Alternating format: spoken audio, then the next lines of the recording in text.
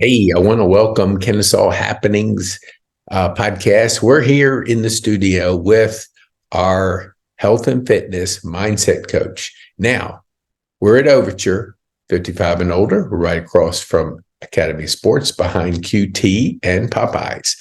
So, Crystal, like Atlanta, there's a lot of traffic out there. So, what we want you to always do is focus on your driving. So, Crystal, tell for the ones that haven't been in your classes, or they may not have listened to a previous podcast, who you are, what you do, and who you serve.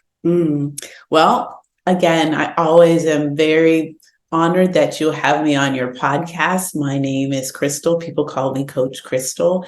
And I am originally from Ohio. I moved here about a year and a half ago to work alongside my brother in his medical practice. He is an internal medicine physician, but he specializes in weight loss and obesity. I am a health and wellness coach, and I'm also a fitness instructor. And I have the unique opportunity to work with some of the women here and the men at Overture, doing a health and wellness class as well as a full body fitness program, which is open for anybody to come and join. And it's held on Monday and Wednesdays from 9 to 10. Awesome. You know, when Sarita came back from the community center, it was many months ago, I think, she talked about your mom. Mm-hmm. And, you know, we're doing mindset. So for those that are listening, it's really a mindset sometimes that we have to make that journey or that bridge to an area we want to get to. So tell our viewers that maybe didn't listen or hear your story. Tell us, walk us through what you were able to accomplish with your mom. Yeah, a little background. I'm a speech language pathologist. And so working in that environment in rehab and hospital, I've seen a lot of unfortunate situations where people have had strokes and heart attacks and falls because often the lack of health and wellness being a priority in their life or being in their life at all. And so seeing the aftermath and trying to rehab people gave me a sense of empathy and urgency to help people kind of be proactive with their health so that they didn't end up in this situation. And so I personally had a mom who just really didn't adhere to exercise. She loved to stay active in terms of socially and being involved in her community, but fitness just wasn't a part of her life. And we tried all types of ways to encourage her to get more physically fit, and everything kind of fell to the wayside. And one day I just said, Mom, if you would partner with me, I'll go to the gym with you and we'll kind of walk this thing out together. And what I noticed when I went to the gym with her, even though she had been a member there for several months, she was very uncomfortable in that space and really didn't know how to use the equipment and really understand body mechanics. And so she really wasn't getting the benefits of going to the gym. And so over a course of a couple months, we just slowly, progressively worked on various simple exercises just to work on her balance and her strength and range of motion and endurance. And before you know it, not only did her body improve, but also her mindset improved or shifted in regards to how she viewed exercise. And that actually shifted my mindset as a therapist to kind of say, hey, if I could help my mom, maybe I can help other people. Mm-hmm. And so that took me down the path of actually going and learning and training to become a fitness instructor as well as a health and wellness coach. Yeah, I always, when I hear it, because I've heard it a couple of times, mm-hmm. not only from you, but from the other ladies, it's a natural thing that as we embark on a new journey, the mindset it takes to kind of bridge between the old mindset to the new mindset. So what would you say now with your mom, like your conversations and the result of it? Because how long has that been? Like, was that a couple of years ago? Or give our viewers a little idea there what she's like today. I think that started probably about 8 years ago, and she's progressively gotten more invested in her health. So it's now a part of her daily routines. It's a part of her conversation. It's a part of her thought process. It's a part of her planning out her week. And it's not something that she has to be coerced to do. She's really owned it for herself. And actually, what is amazing is when something that you have an opportunity to learn and grow and see the benefits of it happens to you in your life, you're more prone to share it with other people. And so she has now kind of have not only embraced it for herself, but also encouraged her friends to come and work out with her. And so now she has a little following, I should say, of people who now also go to the gym with her, and they will check on each other and plan to kind of meet there together, and the days they're going to work out and what they're going to do and how they're going to challenge each other. So she's built a community around her health and wellness. Yeah, I like that word community around it, because I think it's so important to be part of a community, because we all need encouragement. We all need that accountability. And I think it goes beyond accountability, partner. It's really that encouraging culture of community that can, because some days you just don't feel like working. Absolutely. I mean, it's like human nature. It's not like everybody says, I can't wait to get to the gym. Absolutely. But we go because of the results that we see. We do. I'm curious, like when you told me initially, and I really haven't asked you this, but I want our viewers to have a better sense of how you've put together this entire business. So your brother's in internal medicine. What did he say to you to bring you down from Ohio to here? Well, I mean, if I'm being very transparent, we're both tennis players, and I was living in Chicago, and he was living here in Atlanta, and he was like, hey, it's like January and I'm playing tennis outside. And I'm like, hey. And then Chicago, you're not playing tennis outside. Okay. So that was kind of the first spark with regards to moving here. But it's interesting because even though, he has a passion for people, he sees the holistic approach to health and wellness, and understanding that it takes a community, a network, a support system to help people, because getting healthy, losing weight, becoming your best self has multiple facets to it. It's not just exercising. It's not just eating right. It's staying in community. It's reducing the stress in your life. It's making sure that you're getting enough rest, that you're consuming enough water. So having that global outlook on how we address people, not only their physical needs, but also their emotional needs, really drew me into being a part of his team. And so understanding that not only am I being an asset to his patients, but also I can be a bridge for other people. As a fitness instructor, maybe I don't have what they need, but I have resources to help them in regards to leading them to other sources that will be just as beneficial to them as their fitness and health and wellness needs being met. That's awesome. So who's the better tennis player? Well, one day I'm going to beat him. Okay. All right. So there's always the challenge aspect of it. So where, I don't know much about your family outside of 3 brothers and you're the sister. Is that right? Where did growing up that y'all always gravitate to activities like tennis, or what was that like, creating that, I guess, staying active kind of mindset? Yeah, I would have to attribute all of that to my dad. He passed away about 19 years ago with cancer, but he was a physical therapist and was very active in the community.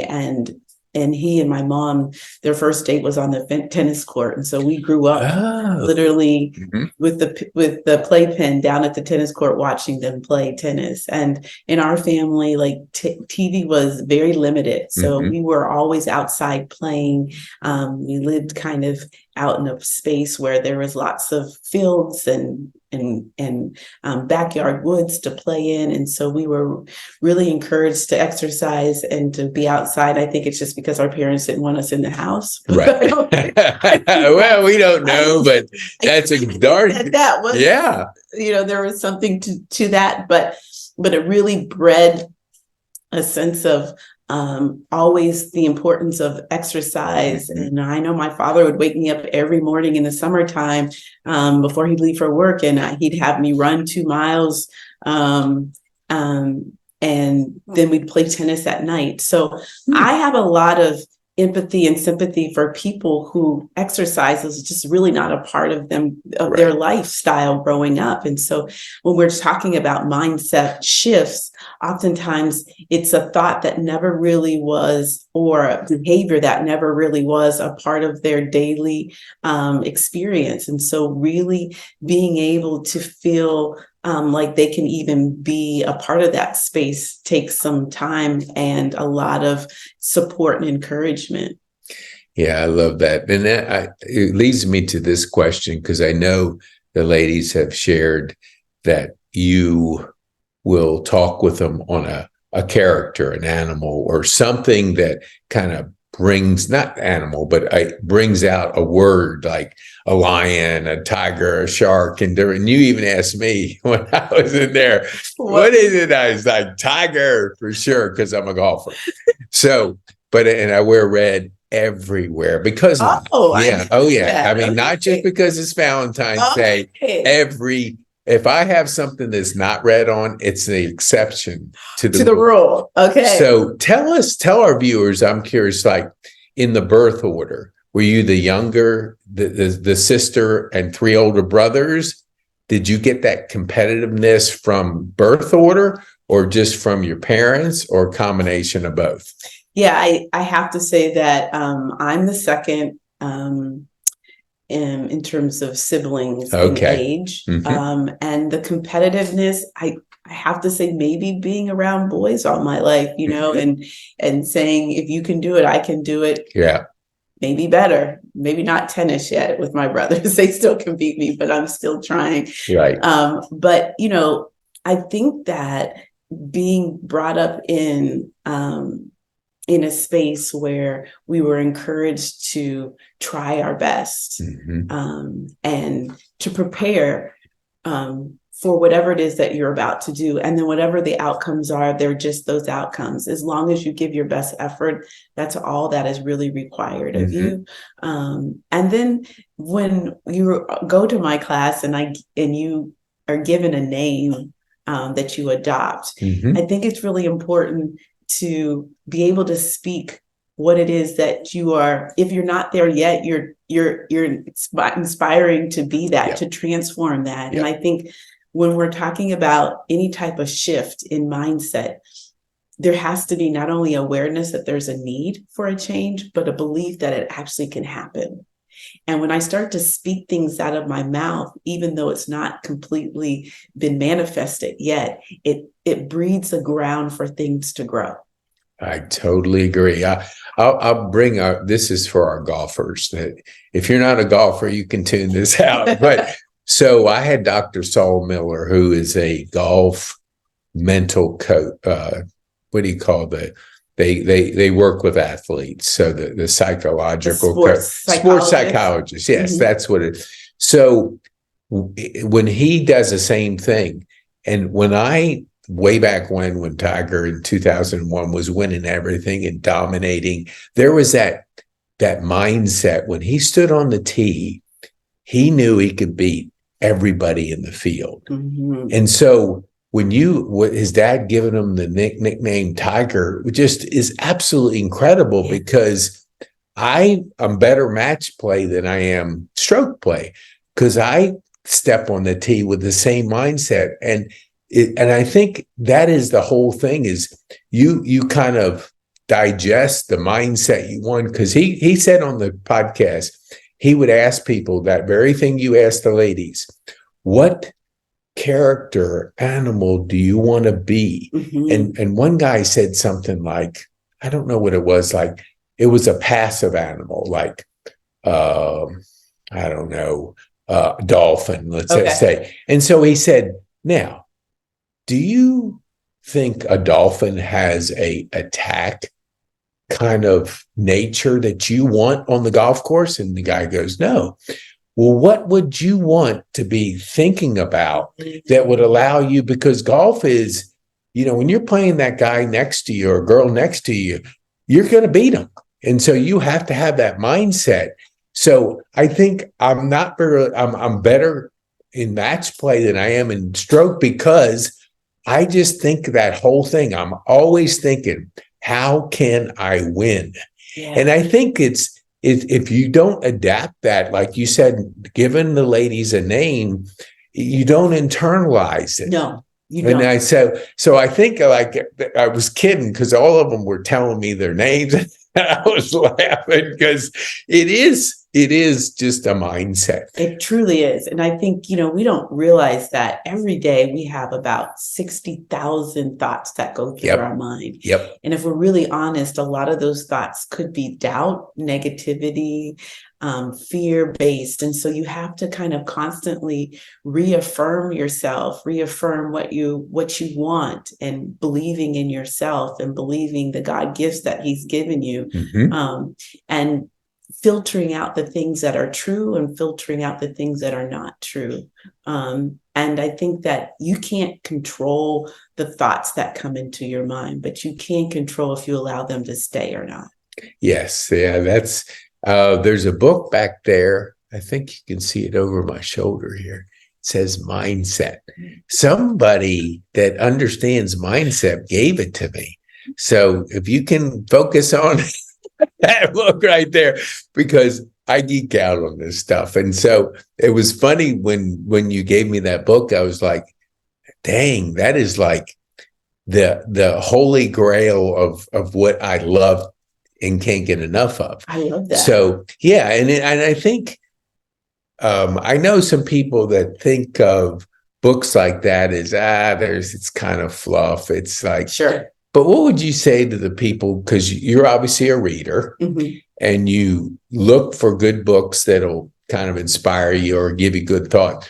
What would you say for somebody that doesn't read on a regular basis? Maybe they're reading novels, which is nothing wrong with that, but getting better. Yeah. What would you say to them? Like, did you do that early on before, like as a little girl, or when did you start thinking about, I got to personally develop? Yeah, I don't think I thought about it as a little girl. I think I had more of a fixed mindset. Like I allowed people to put me in a box or to put limitations on me. And I just kind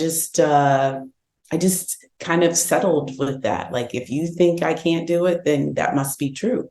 And so I think it's interesting that even though I grew up in a very supportive family and a very encouraging family, there are still, we live in a society that still will put limitations on you, and we can be influenced by those things, positively or negatively. And I remember being in a classroom with a teacher, and her name was Miss Smart, and she said, I was signing up for a science class, and she said, you can take the advanced class. And I'm like, no, I'm just average. And she's like, no, you can do it.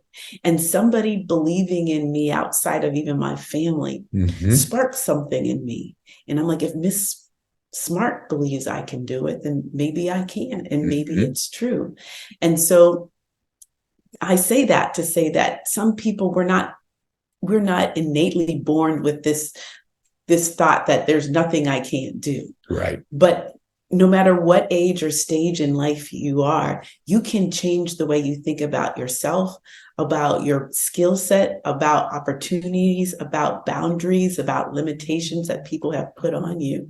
And that goes back to what we talked about, community and support. Sometimes we need someone to speak life into us until we believe that for ourselves. That's awesome. I have one more question, and then we're going to let you get to your class. Okay, so I only know you as the health and fitness mindset coach. And no, we said mindset, but not many people, at least I don't know. Tell us about your brother, like what the collaboration that you two have put together. What does that provide to your community? Like, give our viewers just a little bit of insight of what a person with internal medicine and a mindset that he has, how would our viewers benefit from something like that? Well, I think that just in the medical field in general, and this is, no slight on doctors, it's just the system that we have right now, there's not a lot of time and attention placed on patients. Doctors are pressured to see as many patients as they can in a short period of time, and to address just the immediate needs of that patient, and not being able to sit and listen to a patient and thoroughly understand all of the things that are ailing them, and being able to address all those things. It's not necessarily that doctors don't want to, they just don't have the time to do it. And so I think dealing with someone in a private practice, in a clinic, who actually will sit down and go over every aspect of what your issues are, not just weight loss, but things that have to do with your stress and nutrition, and being able then to not only hear, but also bridge you with people that can support that. If you need a psychologist, if you need a nutritionist, if you need someone to help you with your fitness, or walk you through the health and wellness journey. So it's a holistic approach to health and wellness that I think people are yearning for. Having a doctor that really listens and hears and is able to follow up on a regular basis. I think typically he sees his patients, or touch bases with his patients, twice a month to make sure that they stay on track. And so having that sense of touch, and being able to having the ongoing support, I think gives people not only immediate success, but long-term success as well.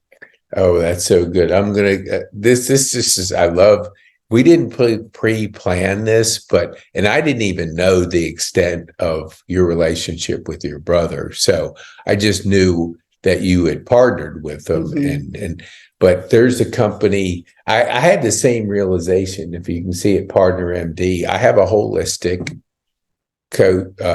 doctor who has internal medicine, holistic, and a health and fitness guy that's a PhD, and he's been on this show. And I think a friend of mine has had this service. They're out of Richmond for 10 years, and he was down, and I was frustrated with the lack of access to the medical system. And I had enough, and it was like, I told him my frustration. He said, let me check with Partner MD, see if they have anything down here. And we didn't even know. Sure enough, they were over in Sandy Springs. But that has been just what you validated. I talk with a doctor. He spends an hour with me going over the markers, going over all the things that, unfortunately, our healthcare system is so overloaded. Absolutely. My doctor, what do you call him? General practitioner, I play tennis with. I've known him for 30 years. He's been my doctor for 30 years. However, he's part of an overloaded system. So we like tried to get together for lunch, after my stroke. We couldn't because he was so busy with life.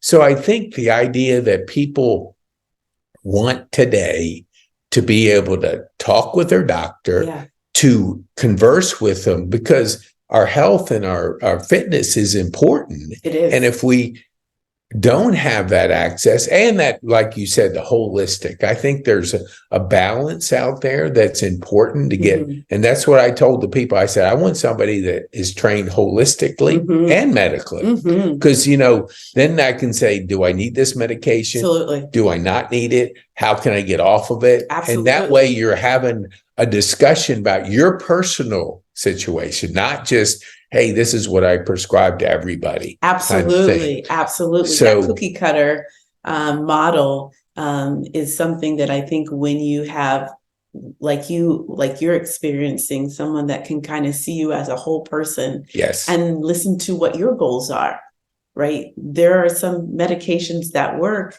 which praise God we have that, but wouldn't it be great if we can find a solution where you can wean off that medication, or you won't need that medication because we were able to treat what it was through means other than medication, pharmaceutical, whether it's we're going to improve your fitness level, we're going to help reduce the sodium in your diet, we're going to improve your sleep patterns.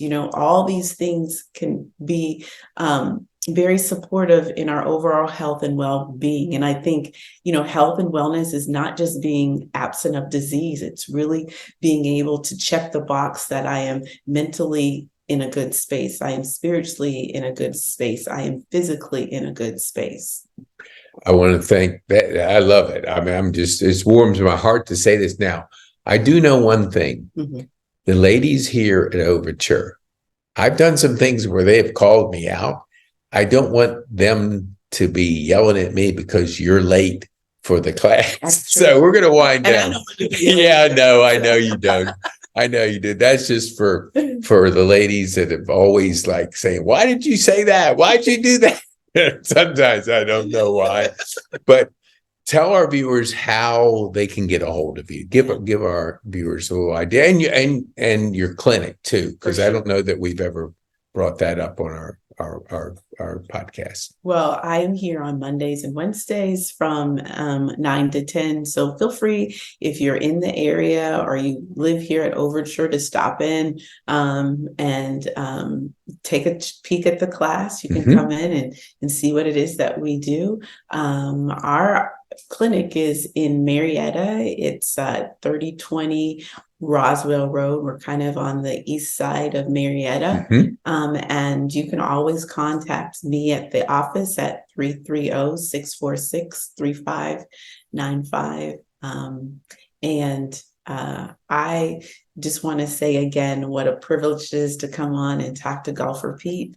Always feel right at home when I come, and you always keep me on my toes. So thank you. You're welcome. And I tell my mom, hey, Mom, I'm Golfer Pete. Or I tell her too, I'm Podcast Pete, and my mom won't call me any of those names. So thanks for doing that. She goes, you're Peter. You're Pete. Oh, Peter. Yeah. Oh, yeah. I always knew when I was in trouble when she would say Peter. And now that's what I can't get her to adapt my podcasting new career. So I can send her this, and at least she can see other people don't call me just Peter. They call me Podcast Pete or Golfer Pete. Yeah. So what do you, as we finish up, what would be the one thing you would want our viewers to kind of take home from this podcast today? I would say, we talked about mindset. We talked about the fact that, when you're dealing with your health, look at it at a holistic approach. We talked about the importance of community. I would say at the end of the day, when you lay your head down on your pillow, think about what have you done for yourself today? And not just the mundane things of life, but what have you done to invest in your health, in your well-being? And if you see that those things are being nurtured, keep doing those things. And if there's some areas where you're like, wow, I'm kind of lacking in this area, seek out the support and the community to help foster those things that you know that you need to become your best self and to get the best out of life, because we don't just want quantity of life, we want quality of life. Awesome. Well, thank you, Crystal. We appreciate you being here and battling the traffic and getting here on Valentine's Day. So for all our ladies out there, happy Valentine's Day. You may be listening to it after it, but just men. Yeah, absolutely. Yeah, I always forget. I'm growing up with sisters and daughters and everybody girls. We are a little slighted though. Yeah, we do kind of make sure you don't forget Valentine's Day for women for sure. Yes, awesome. Well, thank you, Crystal. We appreciate you being here.